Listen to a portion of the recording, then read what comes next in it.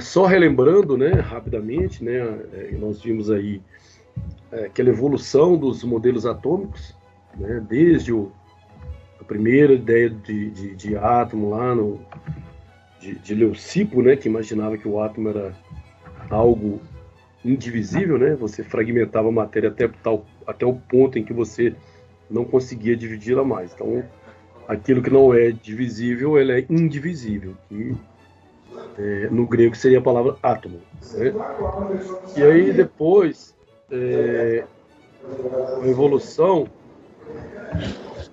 pessoal, deixa os microfones desligados, porque vocês ligam só na hora que tiver alguma pergunta, entendeu? No momento que quiser perguntar, fique à vontade. Mas se não, deixa desligado só para não sair os ruídos aqui na aula. Tranquilo? E aí nós acompanhamos a evolução, né? Desde o modelo atômico de Dalton, né? Olha o pulo que deu, para vocês verem, de antes de Cristo até 1803, quando voltaram a cogitar a hipótese do átomo, né? Então, ele voltou com essa ideia do átomo, né, de ser uma pequena partícula, né, com algumas propriedades. Depois, Rutherford viu que nessas tais partículas continham outras, né, que ele deu o nome de elétrons. Depois, mais tarde, veio Thomson, né, e deu um modelo lá chamado pudim de ameixas, né, que era como se fosse uma esfera, né, sendo ela toda positiva com cargas negativas incrustadas, né? E o avanço mesmo aí foi com Rutherford, que ele conseguiu mostrar através de uma experiência que o átomo possuía vazios, né? Ou seja, então que ele já não era mais essa ideia do indivisível. E a partir daí, né, novos modelos foram chegando. Já em 1913 aí, com, digamos assim, o penúltimo modelo, né, que é o átomo de Bohr. E aí ele já fala de órbitas, né, de elétrons circulando em órbitas em torno do núcleo, e já fala de energia desses elétrons e etc. Porém, né, com a evolução da física quântica ou da mecânica quântica, né, com esses personagens aí, de Broglie, Heisenberg, Schrödinger pôde, digamos assim, melhorar, né, entre aspas, esse modelo atômico, né, que é um modelo da nuvem eletrônica. Então, assim, o que a gente segue hoje de modelo atômico é esse. Irving Schrödinger, né, que propôs lá na década de 30 esse modelo, e ele é seguido até hoje, lembrando que um modelo ele é tão válido enquanto ele resiste à prova do tempo, né? À prova de experimentos, né? Então, tudo que a gente conhece no campo da estrutura da matéria, ela é baseada nesse modelo atômico, né? E o diferencial desse modelo, que quebra totalmente a questão dos modelos anteriores, não tanto do último, mas é justamente a questão quântica, né? Porque o que acontece? Eu comentei com vocês também que na física quântica nós temos uma questão muito diferente da física clássica, que é a seguinte: quando você tem uma partícula, né, qualquer objeto em movimento, um carro, por exemplo, você descreve precisamente a localização, né, ou seja, a posição e a velocidade desse automóvel ou dessa partícula. Então você é capaz de descrever. Isso é chamado de determinismo, né, ou método determinístico. Então você consegue, através de uma função, se você tem uma função do movimento, você consegue trabalhar essa função de modo a obter vários dados. Velocidade, aceleração, posição e etc. Então você consegue descrever todo o universo, todo o movimento do universo, nesse modelo clássico, né? E ele deixou de ser válido? Não, ele não deixou de ser válido. A gente utiliza ele na nossa física do mundo macro, com tranquilidade, com precisão. Você quer fazer um cálculo de balística, você quer fazer um cálculo de colisão, você quer calcular, enviar um míssil lá para o Iraque, por exemplo, então não tem problema, né? O movimento dos planetas, tudo, você continua usando a mecânica clássica, né? Com todas as equações válidas normalmente, né? Acontece que essas equações, elas não têm o mesmo valor no mundo muito pequeno, ou seja, no mundo muito quântico. Então, essa ideia da posição e da velocidade no mundo quântico ela não funciona assim, porque uma partícula, né, subatômica, ou no caso, pegando como exemplo o elétron, né, você não consegue descrever com precisão ao mesmo tempo, a sua posição e a sua velocidade. Por quê? Porque o elétron ele interage com a própria energia utilizada para localizá-lo. Né? Então, por exemplo, quando você vê um objeto, precisa de luz. Né? Quando a gente usa um microscópio eletrônico, né, o que ele faz? O que esse microscópio eletrônico faz para a gente poder enxergar defeitos no material, por exemplo, uma estrutura, uma microestrutura, numa cerâmica, por exemplo, né? Ele não vai mandar a luz como a gente conhece, né? A luz da forma que a gente conhece, né? Quem faz isso é um microscópio óptico. O que ele vai mandar? Ele vai mandar um feixe de energia, um feixe de elétrons, por exemplo, né? E aí, esse feixe de elétrons vai varrer a superfície elétrica. Ah, mas é uma cerâmica, mas eu posso metalizar essa cerâmica, né? Cerâmica sendo isolante, eu vou cobri-la com uma camada hiperfina, né? De ouro ou de grafite, um material que conduz a eletricidade, e aí eu posso fazer com que essa superfície externa dela seja condutora. Então, esse feixe de elétrons vai varrer essa superfície e vai me dar uma informação sobre a superfície, né? Tamanho de grãos, por exemplo, como estão organizados esses grãos da cerâmica, né? Então, ocorre o seguinte, vamos supor que eu tentasse conseguir localizar um elétron, né? O elétron ele ia interagir com essa energia utilizada para localizá-lo. Então, no momento que ele interagisse, né, ele mudaria de posição. Ah, mas se eu não localizá-lo, quiser só velocidade, ok, mas você tem só velocidade, você não tem localização.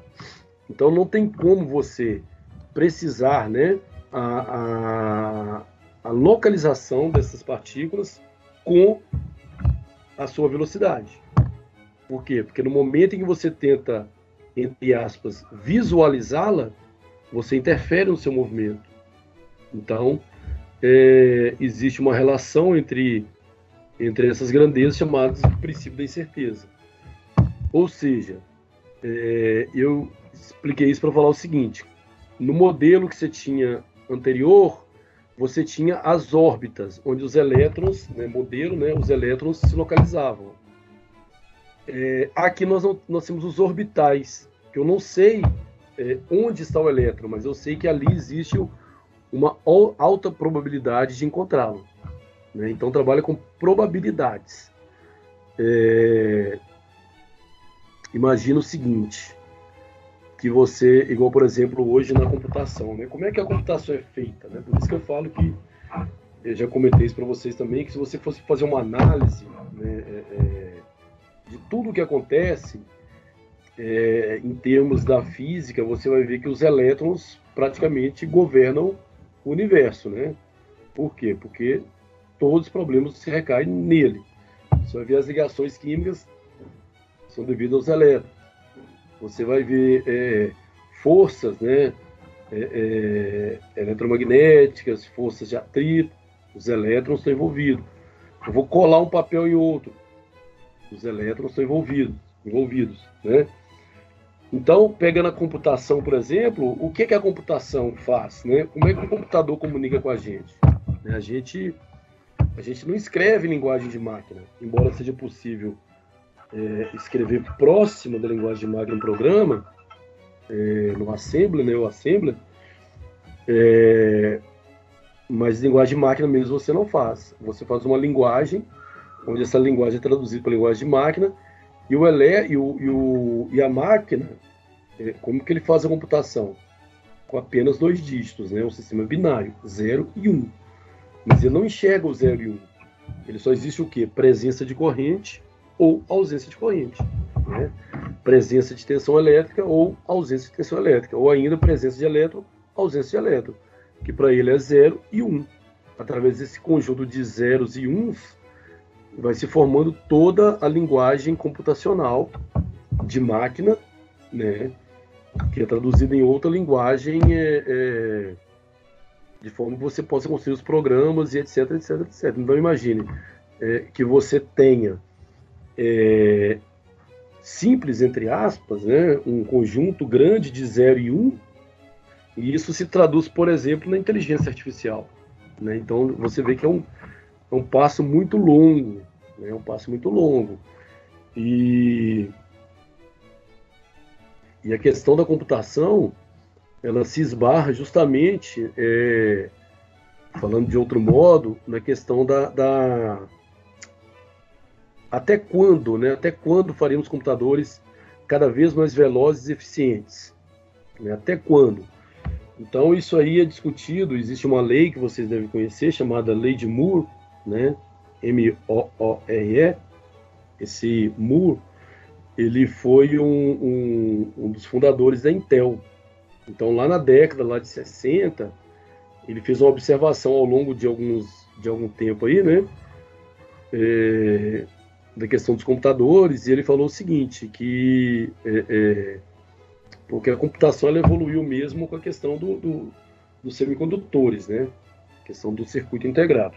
O que ele disse? Ele disse o seguinte, que o número, a quantidade de circuitos em um circuito integrado, ela dobraria, né? Ela dobraria a cada 2 anos, depois foi ajustado para 1 ano e 8 meses. Então você imaginar o seguinte, hoje eu tenho, por exemplo, só a nível de exemplo, um circuito, né? Um CI, um circuito integrado, e aí eu vou trabalhar com os circuitos internos dele, né? Os transistores, no caso, né? Que são os semicondutores. Então vamos supor que hoje eu tenho um CI, um circuito integrado com, exemplo, tá? 20 mil transistores internos a ele. Né? O que o Moore fala? Que daqui 2 anos, daqui 1 ano e meio, né? 18 meses, na verdade 18 meses é 1 ano e meio, nesse mesmo chip, eu não vou ter mais 20 mil, mas 40 mil, só para exemplificar. Mas isso ele disse lá em 60, né? Então tem gente que diz que essa lei, na verdade não é uma lei, né? Chama Lei de Moore, mas na verdade ela é uma...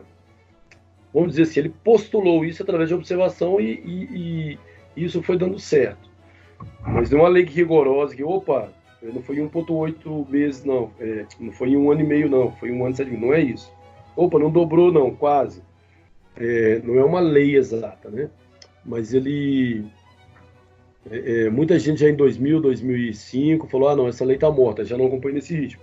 Mas tem gente que fala até hoje, né, tem artigos de 2000 e final de 2019, que fala que a lei de Moore ainda está ativa, né?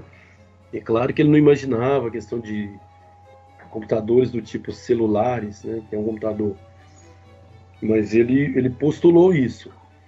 E aí, na verdade, é o seguinte, qual que é o limite dessa lei de Moore? O limite é o seguinte, que você vai deixando a coisa de forma tão minorizada, né? Ou tão na forma de miniaturas, né, miniaturizada, que você vai chegar a um ponto, né, que hoje nós estamos na escala nano já, na escala nano, e a escala nano, ela se aproxima do átomo. Então vai chegar um momento em que você não tem como reduzir mais, porque você chegou no átomo. Então vai ser o que vai ser o limite da potência dos computadores? Vai ser uma barreira física, né? Vai ser uma barreira física, porque você vai ter chegado no átomo. E aí surge uma nova computação, né, que vem engatinhando aí há poucos anos, mas de fato ela está mesmo engatinhando, que é a computação quântica, né, que mais ou menos para vocês entenderem o que que acontece. Quando eu tenho esse modelo clássico da computação, que é o modelo vigente, eu tenho a comunicação de 0 e 1, né? Eu tenho a comunicação de 0 e 1. Ou seja, há elétron ou não há elétron, né? Eu posso chegar num momento, com a computação quântica, em um terceiro elemento, que não é 0 e nem 1, mas é como se fosse o quê? Um estado intermediário. Um estado intermediário de 0 e 1. E isso aumentaria consideravelmente o quê? A velocidade das máquinas, por exemplo, né? Só que esse assim, é um sonho ainda distante, né? Porque, só para vocês terem ideia, os supercomputadores, ninguém tem em casa em cima da mesa um supercomputador, né? E ele não é um computador quântico, de modo algum, ele é clássico. Mas, por exemplo, você tem que ter super resfriamento, né? Então, vamos supor que hoje você tivesse um computador quântico já funcionando, né? Então, você não teria em casa, por exemplo, tanto pelo custo quanto pelas condições de você mantê-lo. Então, na verdade, se projeta para, sei lá, anos ou décadas para frente, você ter a computação híbrida. Como que seria isso? Bom, então eu estou num laboratório, né, fazendo pesquisa, então eu tenho o meu computador que trabalha pelo modo convencional, que é o modo clássico, 0 e 1. E aí existe lá no outro núcleo de pesquisa um computador super guardado em condições de temperaturas ideais, sem ruídos, etc, etc, etc. Aí qual que seria a ideia? Eu estou no meu computador clássico, eu preciso de um cálculo aqui em que eu vou gastar, exemplo, 10 anos para realizar esse cálculo. Né? Eu não posso esperar 10 anos. Então eu mando a informação para o computador quântico, aí, em vez de ele gastar 10 anos, ele vai gastar, exemplo, tá? 10 segundos. E aí me retorna com os resultados. E eu continuo com o meu trabalho. Embora o meu computador seja muito bom, ele não fará esse cálculo em 10 segundos, mas sim em 10 anos. Então eu tenho aí uma computação híbrida. Né? Eu estou falando isso para vocês só para vocês entenderem que essa teoria atômica, de fato, ela só ganha vida. Por quê? Porque cada vez mais você tem mais aplicabilidade e a necessidade da mecânica quântica. Né? Então, quando falar de mecânica quântica, encarem como algo probabilístico. Né? Existe uma probabilidade daquilo ocorrer. Só para encerrar esse pedacinho aqui, eu gosto de falar isso porque o pessoal fala muito de quântica, mas é difícil entender e citar exemplos. Então, vocês vão guardando esses exemplos.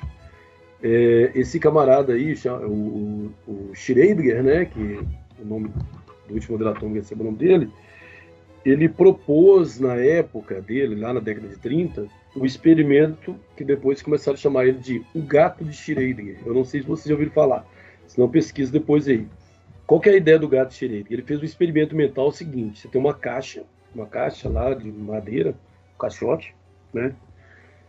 E você coloca lá dentro desse caixote um gato. E junto com esse gato, você vai colocar um veneno. E vai fechar o caixote. Só que é o seguinte, o veneno vai ser controlado sob a condição de um decaimento radioativo. Ou seja, um material radioativo, né, sofreu um decaimento, e por esse decaimento, o veneno ser acionado. Aí qual que é a questão? Existe uma probabilidade de ocorrer o decaimento do material pela mecânica quântica, né, desse material radioativo. Existe uma probabilidade do decaimento atômico dele. E se existe uma probabilidade, após algum tempo, quando eu abrir essa caixa, o gato vai estar vivo ou vai estar morto? Não sei, né? Então fala-se que antes de abrir a caixa, o estado do gato é um estado vivo-morto. Por quê? Porque, probabilisticamente, se há um decaimento, então esse gato vai ser envenenado. Se não há, Ele não vai ser. Só que você trabalha com probabilidade. Então, ao abrir a caixa, o que você tem? Um gato vivo morto. É lógico que esse é um experimento, né, mental que o Schrödinger usou para ilustrar essa questão da probabilidade, né? Einstein, para vocês terem uma ideia, todo mundo sabe que o Einstein ele teve assim, um desempenho fantástico em pouco tempo, né? Hoje em dia pesquisa-se muito na tentativa de publicar uma coisa nova, em um artigo científico, etc, etc, etc. O Einstein foi o contrário, né? Ele formou numa área que envolvia matemática e física, né? Ele não arrumava emprego, então ele foi trabalhar no setor de patentes, né? O setor de patentes, antigamente era totalmente manual, mas hoje eu creio que vocês sabem como que ele funciona. Se você quer patentear algo, primeiro você tem que fazer solicitar uma busca no banco de patentes. Então é lógico que isso tudo é eletrônico hoje, né?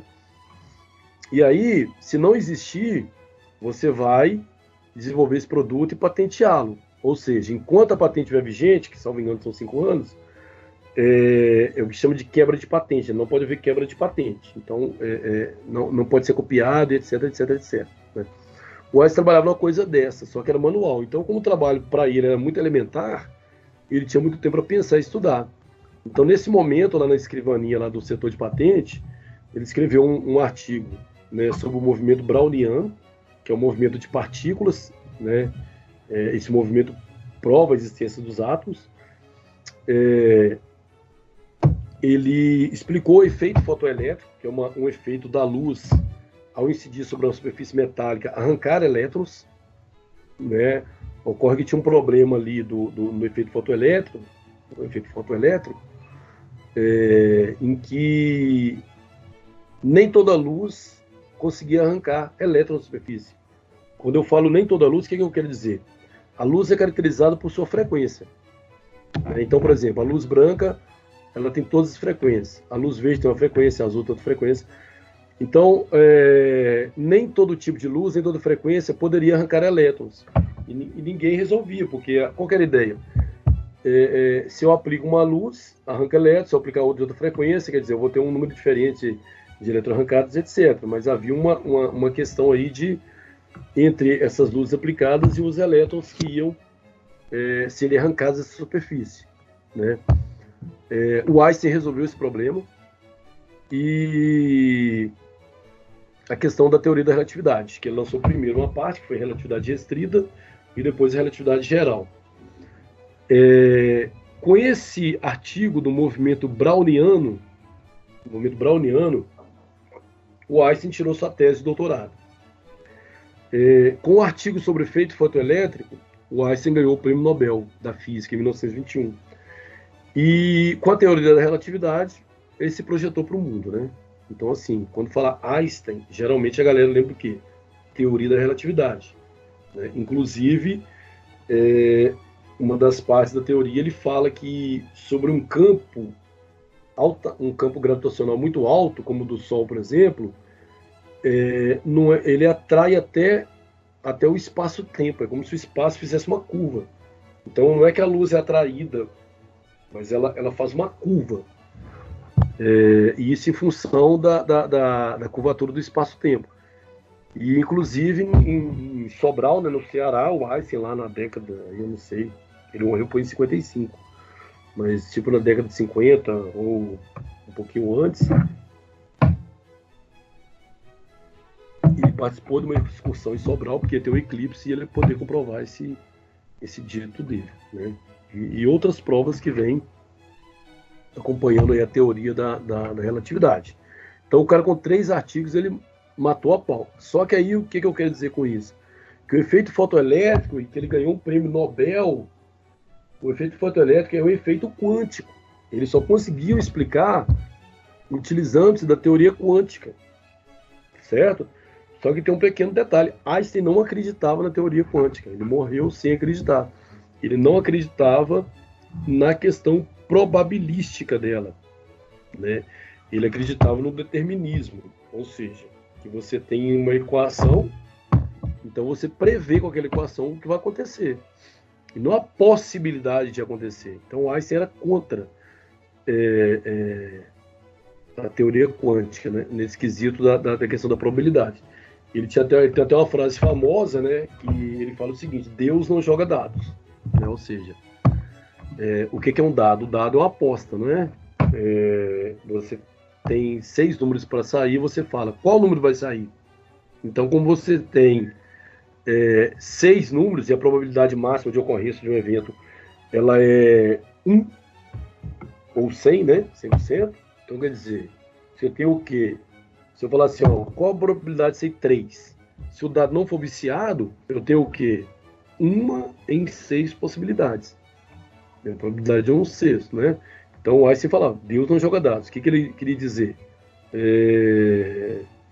Se ele acreditava em Deus ou não sei. Mas o que ele queria dizer? Deus não fez o universo com probabilidade, fez o universo determinístico. Né? Mais tarde, o Stephen Hawking, né, que era um ateu declarado, ele falou, esse Stephen Hawking vocês conhecem, devem conhecer também, que é aquele cosmólogo, né? Morreu há pouco tempo aí, acho que foi em 2018, aquele da cadeira de rodas. Ele falava o seguinte, né? Lógico que ele defendia a teoria da quântica, tanto que hoje em dia existe teorias que casam as duas, né? Relatividade com a quântica, existe até chamada gravidade quântica, para vocês terem ideia. Mas o Stephen Hawking falava o seguinte, ó, Deus não só joga dados, mas como ele já sabe o resultado que vai sair. Mas ele disse isso também, mas só para contrariar o Einstein, falando o seguinte, que de fato a mecânica quântica ela existe, ela é aplicável e dá resultados, ok? Mas então, na computação quântica, era como se eu pudesse falar assim, olha, além do 0 e 1, eu tenho um elemento intermediário, e isso aí vai aumentar a velocidade das máquinas. É como se fosse mais ou menos assim. Então, olha só, a comparação dos dois modelos, né? O modelo átomo de Bohr e o modelo atual, né? Que é o de Schrödinger, né? O princípio da incerteza de Heisenberg, né? Ele contribui para essa definição de orbital, né? Que é a região de máxima probabilidade de se encontrar o elétron no átomo, né? O Heisenberg é aquela questão que eu expliquei para você, da velocidade de posição do elétron, né? Ou de qualquer partícula subatômica. Né? Aí ele resume falando que não estabelece que não se pode afirmar que existe uma órbita definida. Né? Então você tem ali os orbitais, que é o que? São regiões de probabilidade de se localizar um elétron. Isso aí, gente, dá pano para manga. Por exemplo, só para vocês terem uma ideia, o que é uma partícula fundamental? Uma partícula fundamental é aquela que dela pode-se até originar outras, mas ela não é originada de nenhuma. Lembra das grandezas fundamentais? Quilogramas, metro, Kelvin, mol, são todas fundamentais, são grandezas originadas. Elas não são grandezas que originam outras. Elas não foram originadas de nenhuma outra. Né? É como se fosse a pedra fundamental. Uma grandeza fundamental. Ela dá origem a outra. Uma partícula fundamental é isso. Mas só para vocês terem ideia, um nêutron, por exemplo, ele não é fundamental, ele é formado de 3 partículas. Já o elétron, ele, até o presente momento, ele é uma partícula fundamental. Não se quebra um elétron. Né? Só que até o conceito de partículas, ele é o quê? Ele é complicado para o elétron. Porque, por experimentos, pode-se mostrar que o elétron é uma partícula. Mas, por experimentos, também pode-se mostrar que ele é uma onda. Então, ele tem um comportamento chamado comportamento dual. Né? Então, quando falo assim, o que é o elétron? Ele é uma onda ou partícula? Ele é uma onda-partícula. Porque ele pode se revelar como se ele pudesse revelar das duas formas. Né? E a questão da onda, só relembrando que a onda ela propaga energia, né? Ela não propaga matéria, por exemplo. Então, até nisso existe a dualidade onda-partícula do elétron, que também é um assunto da mecânica quântica. Falei para vocês, né? Aí agora vocês vão dar uma lida a mais aí, porque vai ter, as questões vão exigir isso. Então eu falei para vocês dos números quânticos, que é como se fosse um endereço, né? Você tem o principal, o secundário, o azimutal, o magnético e o spin. É como se falasse, olha, eu vou localizar uma pessoa. Então tá bom, me deu o quê? O bairro, a rua, o CEP e o número da casa dela. Pronto, localizei. Então, o elétron, ele vai ser totalmente identificado, entre aspas, né, porque existe a probabilidade, com esses 4 números aí, né? Sendo 2 deles que tratam do quê? Do nível e subnível, que é o primeiro passo para você saber da localização do elétron, né? E aí desdobra explicando esses números aí. Existe o princípio lá da Linus Pauling, né? Eu coloquei de 2 formas aqui, que é para vocês fazer a configuração eletrônica de um elétron, de um átomo. Ou seja, um átomo tem X elétrons. Como esses elétrons estão distribuídos em seus orbitais. Aí eu quero que vocês dêem uma lida boa nessa parte para tentar fazer o exercício, mas eu sei que essa parte aqui geram dúvidas e, obviamente, nós vamos revelar em exercícios. Então, esse Linus Pauling também, ele é muito famoso, né? Contribuiu muito. Esse eu lembro dele. Ele morreu lá em 94, não sei qual é o caso de cada um, né? Mas eu sou de 74, então já tinha 20 anos. Então eu ainda me lembro dele. Nessa época eu já lecionava. Eu comecei a lecionar em 93.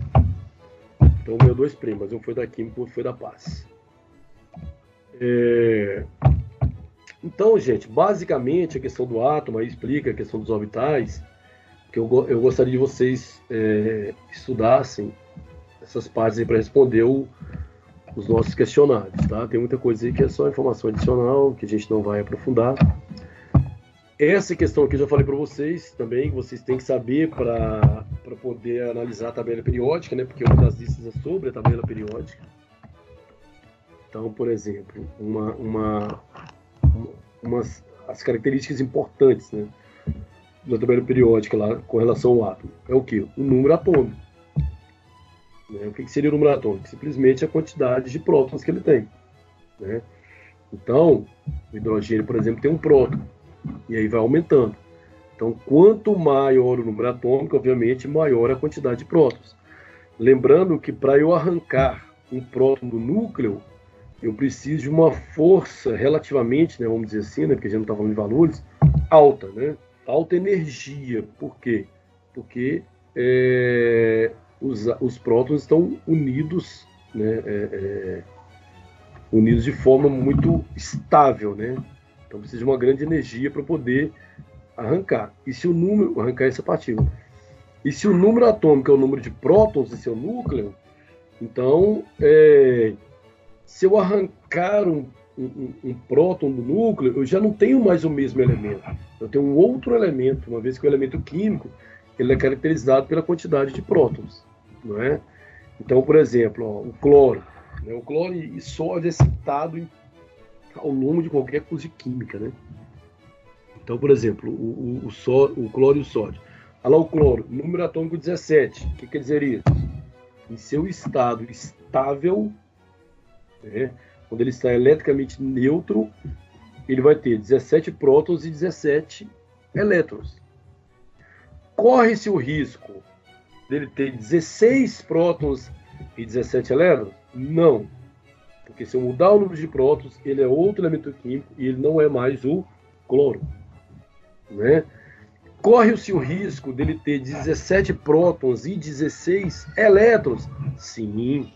Sim, os elétrons eles estão fracamente ligados nas últimas camadas, né, lá na camada chamada camada de valência. Então você pode arrancar um elétron, como você pode ceder mais elétrons, né? Tem regras para isso. Então o elétron ele sai e volta para um átomo com maior facilidade. Só que a partir do momento que eu quebrei esse equilíbrio, que não é mais 17 prótons, 17 elétrons, que o átomo ficou meio que aleijado com 17 prótons, 16 elétrons, ele já não é mais um átomo eletricamente neutro. Ele é um íon. Um íon é um átomo eletricamente carregado. É um átomo que ganhou ou perdeu elétrons, né? Então, se esse átomo ganha elétron e o átomo é eletronegativo, mais negativo fica o átomo. Então, ele fica eletricamente negativo. Se o átomo perde elétron e negativo, então ele fica com mais prótons que é positivo. Então, ele fica eletricamente o quê? Positivo. Ok? Número de massa, né? O número de massa aí é simplesmente o prótons mais nêutrons, né? Ambos estão lá no núcleo. E aí tem alguns exemplos, né, de número de massa e número de massa é relacionado com o número de prótons, né? E nêutrons, que na verdade é a relação, né? Você tem, por exemplo, lá, o cálcio. Você tem qual que é o número atômico? 20. O número de massa é 40. Opa, o que está acontecendo aí? Tem 20 figuras a mais nele. Tá, tem 20 a mais. Quem que são esses caras? Os nêutrons. Por quê? Nêutron mais próton é igual ao número de massa, né? Então, o cloro, ele tem um número atômico 17, mas o número de massa é 35. Opa, tem 18 aí a mais. Quem é? Os nêutrons. Ok? Então, o nêutrons ou seja, pelo cloro aí, que não tem que ter uma quantidade exata, até porque a soma é ímpar, né? Não tem uma quantidade exata de prótons e nêutrons. Porque a soma dos dois, nesse caso aí, o A, lá o número de massa do cloro, ele está ímpar, 35. O elemento químico é aquilo que eu falei para vocês. Um elemento químico ele tem que ter o mesmo número de átomos, né? Então a gente vai ver mais para frente uma classificação de elementos químicos aí, como os isótopos, por exemplo, né? Que é uma classe que distingue o elemento químico de outro aí, como se tivesse no mesmo átomo, fosse o mesmo átomo, mas elementos químicos diferentes. Íons, já falei para vocês, né? Ganha ou perde elétron, sai da estabilidade, então ele é um íon, né? Ele é um íon positivo, ou seja, aquele que perdeu o elétron, ele é o cátion, né? Perdeu o elétron, ele é cátion. E o íon negativo, que é aquele que ganhou elétrons, é o ânion, né? E aí tem uma explicação do ganha e perde, como que fica a carga total. Algumas classificações, né, de monovalentes, bivalentes, vocês dão uma olhada depois. Olha só, os isótopos, né, são átomos que apresentam o mesmo número atômico. Então é como se fala assim, olha, é o mesmo átomo, né, mesmo átomo, mesmo elemento químico, só que ele tem número que é diferente, de massa. Então a diferença dele é isso, olha, tem o carbono lá, 3 tipos de carbono, né, você vai ver que tem 3 tipos de carbono, porém, se você fizer a soma lá, 12 mais 6, ou 13 mais 6, ou 14 mais 6, vai dar o quê? Números de massas diferentes, né?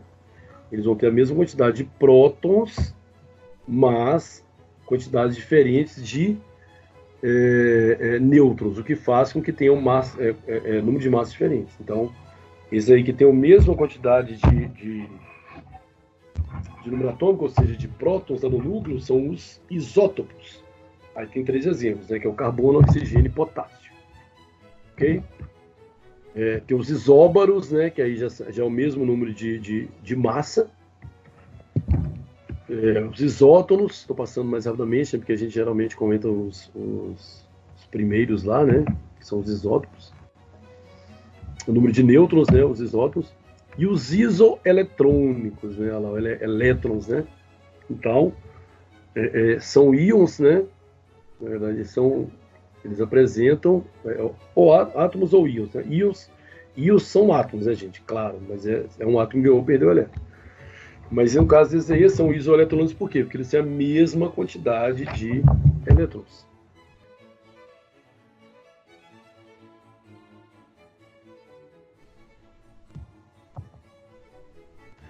Bom, tabela periódica, falando de forma mais rápida aqui, um pouco mais rápida, a tabela periódica, como o próprio nome diz, é uma tabela, né? E por que periódico? Porque ela tem uma série de repetição em termos de de propriedades, né? Então eles são agrupados por propriedades, e as propriedades elas aparecem periodicamente, né?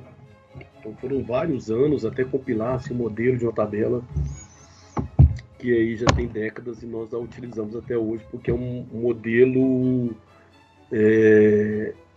bem ideal, né? Vamos dizer assim. Agindo, né, aos elementos químicos, mas esses elementos químicos eles são artificiais, né? Vamos dizer assim, eles são produzidos, né? Eles não são naturais, encontrados na natureza. Então, algumas características dessa tabela, né? Os elementos químicos são expostos em ordem crescente de número atômico, né? Então, você vai pegar o primeiro lá, que é o hidrogênio, né? Que tem um número atômico 1, que tem apenas um próton em seu núcleo, depois vem na sequência o hélio, que tem 2, e aí vai aumentando até o mais pesado, né? Ou seja, até aquele que tem maior número atômico, ou seja, maior quantidade de prótons no seu núcleo, né? Nós temos as linhas e colunas, né? Sendo linhas horizontais, né? E colunas verticais, né? E aí vocês vão fazer um paralelo depois com como estão organizadas na tabela periódica as camadas de distribuição dos elétrons, né? Ou seja, as camadas de distribuição eletrônica. E as colunas, né, que são as linhas verticais, são também chamadas de famílias, né? Porque assim, umas famílias eles têm propriedades ou características semelhantes, né? A tabela aí é a última utilizada, né?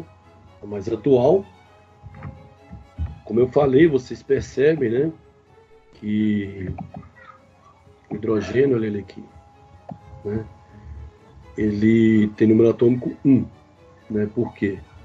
Porque ele tem um próton lá no seu núcleo. Se você ver aqui, ó, o L2. Então aqui eu estou na mesma o quê? Mesma linha, né? Estou na linha, tá vendo? Ó? Então, nas linhas, olha só. Eles vão aumentando, ó. 3, 4, 5, 6, 7, 8. E aí vai. Ok? E vocês vão ver que nas colunas, né? Aqui, olha, onde ele chamou de famílias. Depois vocês vão ver que eles têm o quê? Propriedades semelhantes, né? Metais, não metais, os gases nobres, por exemplo, até o maior aqui, olha o maior de todos, ó, o laurêncio, número atômico 103. Esse não é natural não, tá? Ele é artificial, ok? Então depois, quem não tiver uma tabela, compra uma, então imprime, né? Não precisa comprar, tá? Imprime uma tabelinha para poder acompanhar, que é mais fácil as propriedades, né? Aí vocês vão vendo, olha só, essa coluna todinha aqui, olha, essa família é o que? Os gases nobres, né? São da mesma família, são semelhantes. Se você pegar lá na tabela, ó, neônio, argônio, criptônio, xeônio, né? Hélio. Você tem o hidrogênio, que está separadinho aqui, mas tirando o hidrogênio, você tem o quê? 84 elementos que são formados pelo grupo dos metais, né? Então você tem isso aqui, ó. Por isso que ela é tabela periódica, né? Porque ela apresenta uma periodicidade de alguma característica, né? Tem periodicamente, né? E aí vai, né? E aí vai, né? Os semimetais e os ametais. Né? Então, notem que eles possuem a mesma classificação, então eles estão agrupados de forma semelhante. Entrando lá. Aí versa um pouco sobre cada uma dessas classificações, né? Depois vocês leem com bastante atenção, igual, por exemplo, ele fala características dos metais, né? Eles são a maioria, ou seja, 84 lá. bom condutor de calor, eletricidade, maleável, dúctil, bom brilho, né? Geralmente são sólidos, né? Esses são mercúrio, também nós já falamos, o mercúrio ele é um metal líquido, ele é um material, ele é um metal cinzento, né? Ele é cinzentado, ele é como se fosse aquele filme Exterminador do Futuro, tem uma versão dela, acho que é a segunda, que tem um daqueles robôs do futuro, que ele derrete, né? Quando quebra ele derrete, e fica tipo um metal líquido. O mercúrio é parecido com aquilo, é bem parecido, então é um metal líquido. E o mercúrio, ele é muito interessante, ele tem uma alta densidade. Eu não lembro assim de memória qual é a densidade, mas eu sei que ela é uma densidade alta. Vamos colocar como se fosse 12, por exemplo. 12 gramas por centímetro cúbico. Então, se você pegar um material que tem densidade 12, o que significa isso? A água tem densidade 1 grama por centímetro cúbico. Então, se eu pegar 1 litro de água, ele vai ter exatamente 1 quilo de água. Né? Agora, o mercúrio, vamos supor, né, que ele tem a densidade 12. Isso quer dizer o quê? 1 litro de mercúrio são 12 quilos de mercúrio. Né? Isso é legal mostrar, porque a pessoa vê o que é, qual é a diferença de densidade e peso. Né? Às vezes as pessoas pensam assim, olha, densidade é o quanto ele é pesado. Não, a densidade é uma razão. Ele é a massa dividida pelo volume, né? É uma correspondência entre a massa e volume. Se você pega 2 volumes iguais, A e B, se o volume A tem massa lá na balança maior que B, significa que ele é mais denso. Por quê? No mesmo volume ele concentra maior massa. Esse é o conceito de densidade, né? Então, se você pegar um garrafão de 5 litros aí, né, de mercúrio, e ele for 12 de densidade, ele vai ter 5 vezes 12, 60, imagina, 60 quilos. Né? O ouro, para vocês terem ideia, ele tem densidade quase 20, 19, alguma coisa, alguma coisa assim. Vamos colocar 20. Então, se você pegar um garrafão de 5 litros de ouro, ele tem quase 100 quilos. Quem vai carregar esse garrafão? Complicado, né? Isso é a ideia da densidade. Então, ele dá uma característica de cada um dos tipos da classificação de elementos. Né? O hidrogênio, por exemplo, é um elemento considerado à parte, é um comportamento único. Então, ele foge de todos esses grupos, quer dizer, não está naquela ideia da periodicidade. Ele só segue a ideia de periodicidade porque ele tem um número atômico 1. Ele é o começo, o outro é o 2, 3, 4. Então, ele só obedece essa questão lá das linhas, né? Aí está falando só a questão da numeração, né, das colunas ou famílias, né? Aí mostra, porque a gente tem aquelas classificações, né, dos subníveis lá, S, SP, SFDP, né, ou SPDF, né, que é a ordem correta. Ele mostra também desse modo. E aí depois inversando várias questões, né? Como tem texto, é importante ler.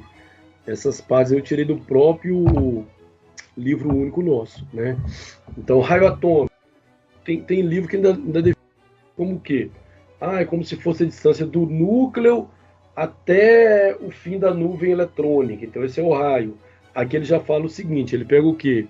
Ele pega 2 átomos, colocam eles faceando as nuvens eletrônicas, pega a distância entre os 2 núcleos e divide por 2. Então, esse é o raio, né? Esse seria o raio atômico. E aí ele coloca, né, quando que um raio atômico aumenta, né? Quando que o raio atômico é maior, se é com o número de elétrons, se é com o número de prótons, ele vai colocando essas questões, né? Porque pense bem, quando você tem muitos prótons em um átomo, você tem o quê? Muita carga ali positiva para atrair negativa. Você pode estar reduzindo, por exemplo, o tamanho do átomo, né? O tamanho iônico, né, que é o tamanho de um íon, então aí é importante vocês compararem, por exemplo, um íon de um átomo com um íon de outro átomo, né? Ou um íon de mesmo átomo, por exemplo, cloro, né? Um íon positivo ou um íon negativo do cloro. Um íon positivo do cloro, ele é maior do que o cloro ou menor? Então, essas comparações são importantes da gente fazer também, tem questões sobre isso, né? Energia de ionização. que na verdade é aquela energia que você precisa para remover um elétron da camada de valência, né? Onde camada de valência é aquela camada, é como se fosse a camada mais fácil de se arrancar um elétron, né? É como se fosse a última, né? Então, estando o átomo na fase gasosa, a energia de ionização é a energia necessária para você remover um elétron dali. Então, versa sobre várias questões, energia de ionização, uma unidade interessante, vocês vão ver aqui, gente, que ó, porque como é uma energia, energia dada em joule, ponto final, né? Aqui tá kilojoule, quilo quer dizer 1000, né? 1000 joules. Só que tem um barra mol, né? Se a unidade de energia é joule, por que tem um barra mol aqui? Kilojoules por mol. É porque essa energia, você identifica, quando fala assim, a energia de ionização de um átomo qualquer vale 1.500. Né? A energia é 1.500 o quê? Kilojoule. Beleza, ok. Mas esses kilojoules é energia para você tirar um elétron da camada de valência de um átomo. É 1.500 kJ para tirar um elétron de um átomo. E se for para 2 elétrons?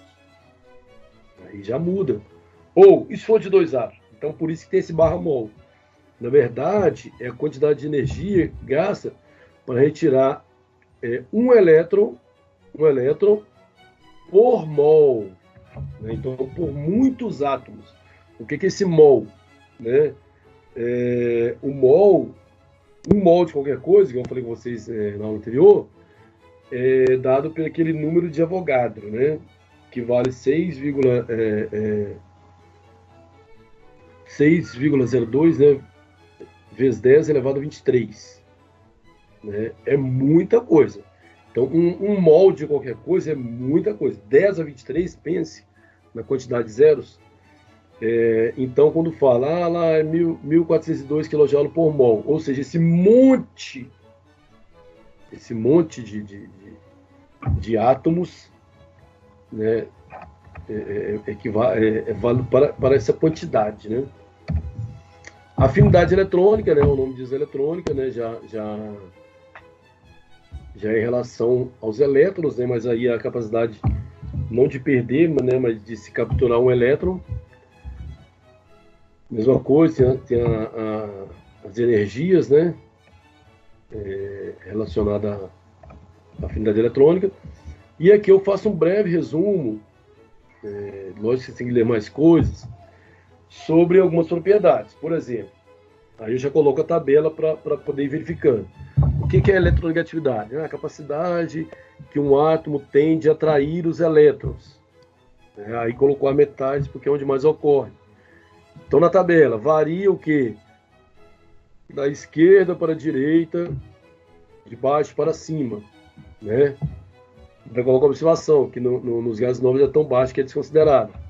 Então, na tabela, né, você vai vendo que essa eletronegatividade cresce, se você pegar os elementos da esquerda para a direita ou de cima para baixo. Ela vai ser maior.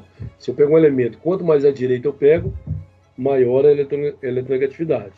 Quanto mais acima eu pego, também maior a eletronegatividade. E aí as setas indicando, né? Eletropositividade, de arrancar, então ela é o contrário, né? Em vez de ser ela é de cima para baixo e da direita para a esquerda. Potencial de ionização, mesma coisa lá da ionização, que é o quê? Da esquerda para a direita, de baixo para cima. Como cresce o raio atômico, né? E aí vai mostrando todas essas propriedades de uma forma resumida. No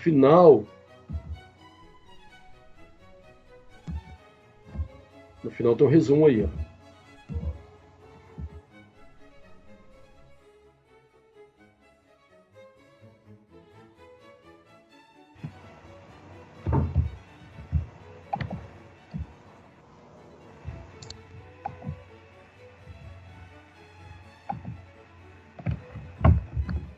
vamos lá. Vocês estão vendo aí a tela, ligações químicas? Sim, tô vendo. Tranquilo. Então, olha só, gente, o que é uma ligação química, né? Uma ligação química, no princípio, né, basicamente falando, ela é a união de dois ou mais átomos, né? Dois ou mais átomos. E esses átomos, eles procuram, né, a se interagir, se unir, com o objetivo de adquirir uma estabilidade, né? Então, quando há uma ligação química, há envolvimento de energia, né? Há envolvimento de energia. Tanto na ligação quanto na separação, né? Então, a quebra de ligações também vai haver liberação ou ganho de energia. Nós vamos ver isso aí. Mas o conceito, né, de toda vez que se forma uma ligação química é para que se haja uma estabilidade dessa nova união formada. Nós temos 3 tipos de ligações, basicamente, né, porque essas aí são as principais. Nós temos outras ligações, né, digamos, secundárias, né, que mais para frente, quando necessário, a gente vai vendo, mas essas são as principais, vamos dizer assim, para a gente prosseguir com nossos estudos, né? A ligação metálica é muito comentado, né? Comentado com frequência, né? Porque a gente tem uma gama de variedades aí de materiais cuja ligação é metálica, né? E é uma ligação bem simples de entender, por quê? Porque ela é sempre formada com átomos positivos, né? Com átomos positivos. E entre esses átomos positivos movimentam-se quem? Elétrons. É o chamado mar de elétrons, né? Comumente chamado de mar de elétrons. Então é um modelo bem simples, né, de se entender. E esses elétrons se movimentam, né, gente? Quando a gente tem um metal qualquer, uma colher, uma haste, né, uma cantoneira de alumínio, qualquer metal, qualquer material metálico, os elétrons estão ali em movimento, né? Porque há temperatura. Então, há temperatura, há movimento. Eles estão movimentando. Eles se movimentam de uma forma totalmente desordenada, né? Como assim? Cada um vai numa direção. Então, não há um movimento organizado desses elétrons, né? Há momentos, né, que a gente precisa desse movimento organizado, que é justamente quando a gente forma uma corrente elétrica. Então, quando a gente precisa de uma utilização prática da eletricidade, né, funcionar equipamentos, por exemplo, a gente precisa então de uma corrente elétrica. Então, o que a gente faz? A gente aplica nesses elétrons um campo, né, um campo elétrico. Esse campo elétrico vai ordenar o movimento. É lógico, quando fala ordenar o movimento, não é que todos os elétrons agora vão caminhar organizadinhos, perfeitamente não. Mas eles vão ter um movimento mais organizado. Esse fluxo, né, de elétrons, ou seja, esse quantitativo de elétrons que passa por uma determinada seção transversal de um condutor, por exemplo, é a corrente elétrica, né? Então, é aquela quantidade de elétrons que passa naquela área da seção por unidade de tempo, né? Só que a gente só está da questão de que a corrente é o que? A quantidade de cargas por tempo, né? A quantidade de cargas é Coulomb, tempo é o que? Segundos. Então, Coulomb por segundo é o famoso ampere. Então, a corrente elétrica está em ampere. Então, quando você tem essas ligações metálicas, você consegue fazer isso, né? E nós sabemos que os elétrons são portadores de energia, né? Então, eles não portam somente energia elétrica, mas eles portam também energia térmica, né? Daí o fato de normalmente haver essa coincidência, né? Entre aspas, que não é coincidência, né? Que todo bom condutor elétrico também é um bom condutor térmico, né? Porque esses elétrons eles vão portar energia térmica e energia elétrica. Então, uma dupla utilidade, vamos dizer, nesse momento. Então, mais para frente, né, a gente vai estudar, né, os metais e suas ligas, né? Então, assim, a gente vai ver muitas propriedades importantes, né, que vocês já viram, inclusive, em outras matérias, né? Quando a gente estava estudando resistência dos materiais, né? A gente, assim, porque eu sei que tem aluno da turma de ciências dos materiais que estudaram resistência comigo, né? Então, quando se estuda resistência dos materiais, a gente vê algumas propriedades dos metais, né? E só que a gente vai, nesse curso de ciências materiais, ver mais propriedades, né? Então, quando a gente trabalha com quando a gente quer modificar a dureza do material, quando a gente quer formar uma liga mais maleável, quando a gente quer trabalhar a dureza do material. Então, tudo isso a gente vai estudar os processos, né? Os processos de obtenção e algumas propriedades desses materiais, que aí para a gente é importante. As ligações iônicas, o nome já fala, iônico, íon. Né? Então, elas são formadas por íons. Então, quando você tem íons, ou seja, átomos eletricamente carregados, de forma positiva ou negativa, esses íons vão se unir, né, como se diz no princípio da ligação, para garantir a estabilidade, e ao se unirem, eles vão formando materiais, né? Vão formando materiais que aí, conforme a temperatura e o tipo de material, ele pode se encontrar no estado sólido ou gasoso, por exemplo. Né? E a terceira ligação, que é a ligação covalente. Né? O que é essa ligação covalente? A ligação metálica, ela é unida, todas as três são unidas por elétrons, né? É aquilo que eu falei com vocês, os elétrons governam o mundo. Todas as três causadas pela movimentação de elétrons. Na metálica, há um compartimento de elétrons, né, mutuamente aí, mas esses elétrons estão movimentando. É até meio digamos assim, complicado falar isso, porque os elétrons eles estão sempre se movimentando, eles não estão em repouso. Mas o que eu digo é que entre os átomos, né, ele pode sair de um átomo, exemplo aqui, né, de um átomo que está aqui movimentar entre os átomos lá de outra extremidade do material e etc. Né? No caso da ligação iônica, é o ganha e perde, né? É um átomo que está ganhando elétron, é o outro que está perdendo. Então, pelo fato de um ser um íon positivo e o outro ser um íon negativo, positivo ou negativo se atrai. Né? Então, esses dois átomos vão se formar, vão ficar unidos, formando aí uma molécula, né? Dessa ligação iônica devido ao ganha-perde de elétrons. Já na covalente, não há esse ganha e perde. Simplesmente, os dois átomos eles vão compartilhar elétrons. Como assim compartilhar elétrons? São elétrons que fazem parte dos dois átomos. Eles estão numa interseção, né? Eles estão numa interseção. Então, eles trocam, de certa forma, elétrons pela interseção. Então, você tem um átomo aqui, é como se esses elétrons ficassem na interseção, né?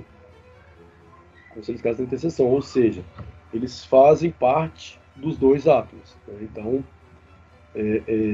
há uma interseção aí nas nuvens eletrônicas. Basicamente, o conceito é isso, né? O que a gente tem que ver é como que isso afeta as propriedades, né? A gente vai ver mais na frente, na verdade, por que a gente estuda essas ligações. Para ver como os materiais são formados e como é afetado, né, as propriedades do material. Por exemplo, esse novo material iônico, como é que são as propriedades elétricas, mecânicas, térmicas, quando comparadas com o metal? Né? O covalente, como são essas propriedades? Há sólidos que têm ligações mistas, né? Eles têm ligações iônicas e covalentes. Um exemplo, tá? 60% covalente e 40% iônica, né? Porque essas ligações elas também aparecem de forma mescladas, né? Então, a ideia é como isso afeta, né? Então, se você comparar uma iônica com metálica, por exemplo, você já vê, né, que a metálica ela oferece uma resistência muito maior ao material formado aí, né?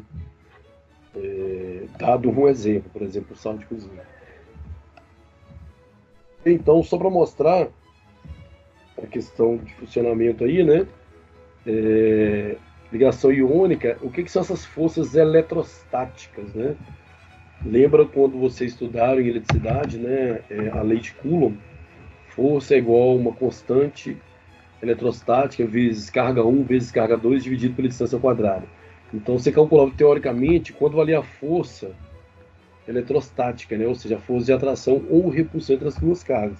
É mais ou menos esse princípio, né? Você tem aqui o sódio, né? No seu estado gasoso. Aí ele vai se tornar o quê? Um cátion. O que é um cátion? É um íon positivo. Por quê? Porque ele perdeu um elétron. Se ele perdeu um elétron, ele fica com um elétron a menos, consequentemente com um próton a mais, então ele está mais positivo do que negativo.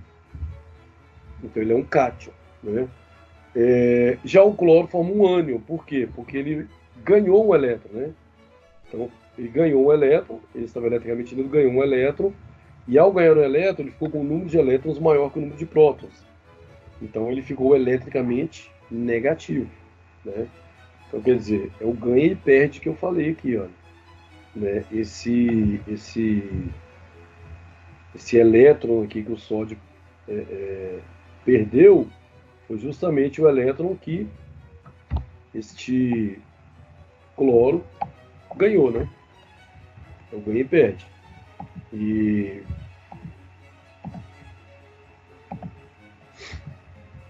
então é por isso que eu falei que eles têm que ficar com cargas contrárias, né? Então é um ânion com cátion, é o que ganha com o que perde cátion com o que ganha ânion. Então você tem a formação, né, de um sólido, né? Então estava no estado gasoso, a formação de um sólido, que é o NaCl, né, ou o cloreto de sódio, ou o famoso sal de cozinha. Ainda sobre ele, aí tem alguns comentários aqui para vocês verem, mas aí vocês vão estudar a definição certinha de energia de ionização, comparar com a tabela química, né, com a tabela periódica química. Aí vocês vão ver, por exemplo, aqui, ó, aquele modelo lá, em que um elemento lá do sódio, em que ele perde um elétron,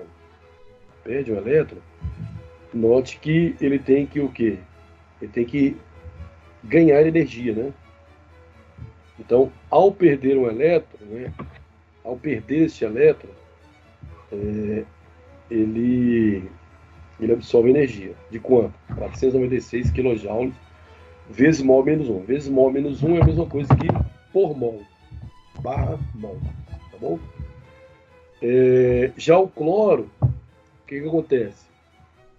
Ele ganhou esse elétron. Ao ganhar elétron, ele liberou energia. Tá? E na formação, então vejam bem, então você tem aqui, olha, a energia que é absorvida ao liberar o elétron, a energia que é liberada, perdida, ao ganhar o elétron, e aqui você tem a energia liberada ainda na formação do sólido, né? Na formação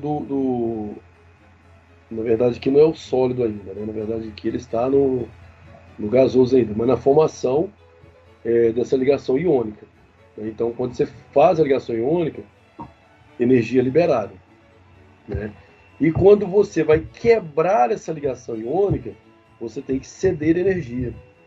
Um exemplo muito simples, você pegar o sal de cozinha e colocar numa água, por exemplo.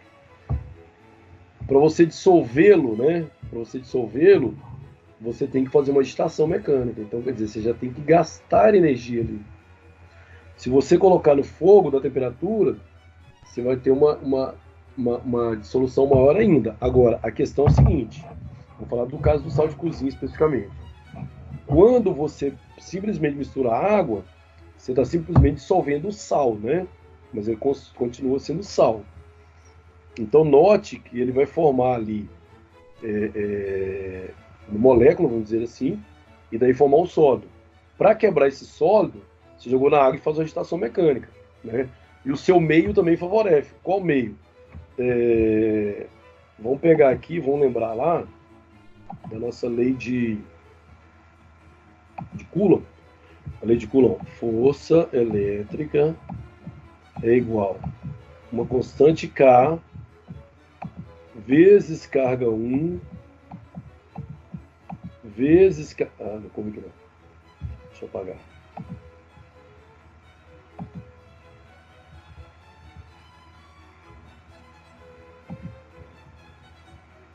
colocar aqui, fica emboladinho, mas tá bom. Força elétrica igual constante K vezes força 1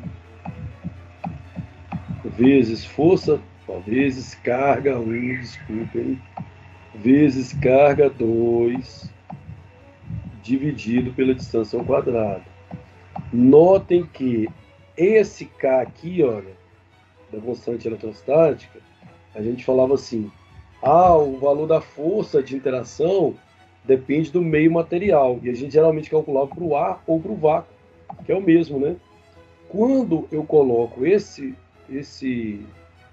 cloreto de sódio na água, que aí você muda, você sai do ar e vai para a água, aquela constante ali se modifica. Então você tem uma facilidade na quebra, não da ligação em si, mas da fragmentação desse sólido, né? Se você aquece, você consegue quebrar mais ainda, mas não romper a ligação. Agora, tem um processo, por exemplo, de eletrólise, que é um processo elétrico, então você está introduzindo energia, que, por exemplo, nesse processo você consegue separar, né? Que aí você tem três coisas envolvidas. Duas coisas inicialmente. Você tem o cloreto de sódio, que é o sal, com a água, né? Ao quebrar essa ligação, você está fornecendo energia, né? Você está colocando eletricidade, por exemplo. Então, há uma quebra, né, do Na e do Ce, e a água, o que passa a fazer parte dela? A água é o que? H2O. Então, parte dessa água, né, dos elementos aí, ó, no caso o hidrogênio e o oxigênio, se une ao sódio, né, formando NaOH, né, que aí no caso você tem a soda cáustica. E o cloro, ele fica na forma de gás, né, Cl2. Então, geralmente o cloro evapora, você tem como subproduto a soda cáustica aí, mas aí de fato você está quebrando a ligação, né? Aí ele só lembra aqui, né, aqui só tem um lembrete que o íon gasoso, né, de NaCl, ele é energeticamente mais estável do que os átomos de Na e Cl gasosos, então ele é mais estável. Por isso ele liberou energia para garantir essa estabilidade. Na hora de você separá-los, você tem que ceder energia para ele, para você quebrar essa ligação química, né? Aí tem mais alguns detalhamentos, né, de energia absorvida, os elétrons, a mesma questão lá, só que analisado em etapas mais detalhadas, né? Aí só um exemplo, né, do cloreto de sódio, o sal, né?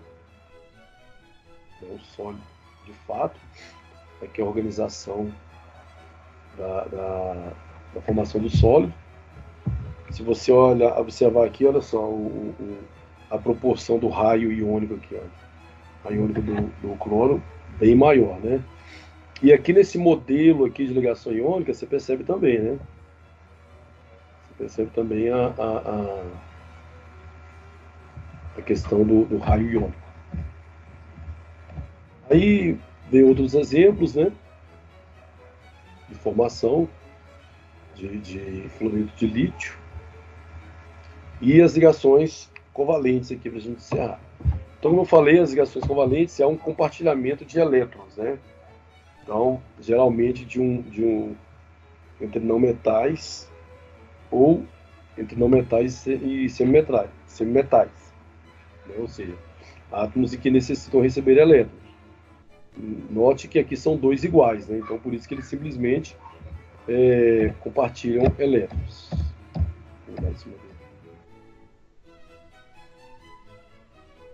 Só para finalizar, vocês vão ver lá quando eu estudar na tabela periódica, essa questão aqui é interessante, que é a questão da utilização, né? Não necessariamente da definição, mas da utilização da questão da eletronegatividade. Porque Linus Pauling, né, estabelece esse princípio para que possa se determinar, né, se uma ligação química ela apresenta um caráter iônico ou covalente. Lógico que isso é uma aproximação, mas para você ter uma ideia, né? Então, ele trabalha a questão do valor da eletronegatividade entre átomos de uma ligação química, né? Onde que eu vou ler essa eletronegatividade? Lá na tabela, por exemplo, ele dá informações de como ela se modifica, né? Mas nós temos tabela aqui, mas nós temos tabelas com esses valores. Então aqui ele fala o seguinte, ó: quando a diferença, ou seja, um menos a outro, de eletronegatividade entre átomos em uma ligação for superior, maior que 1,7, a gente diz 1 menos a outra, 1,7, a ligação química apresenta um caráter iônico. Então, quando for maior, um caráter iônico. Quando for menor, caráter covalente, covalente polar. E quando for zero, vai ser o quê? Um covalente apolar. Então, 3 possibilidades. Maior que 1,7, iônico. Menor que 1,7, covalente. A questão aí se é só covalente polar ou apolar, né?